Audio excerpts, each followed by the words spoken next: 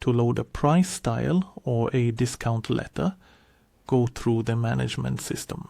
You can access it in two different ways, by either using a new tool and selecting precise handling. The alternative 3-dot option next to it goes last as you have selected. Then click on the Grossistentering button.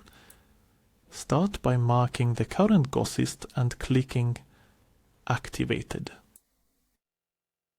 You can then load a gross price list that you have locally on your computer by selecting Import. Alternatively, download the price file and load it directly.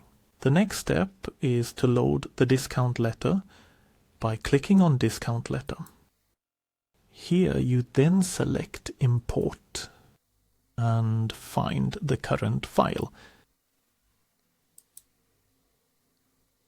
When it's loaded, I then get discounts per material group. Click OK, and here I can see the date of the price list and when the discount letter was redeemed.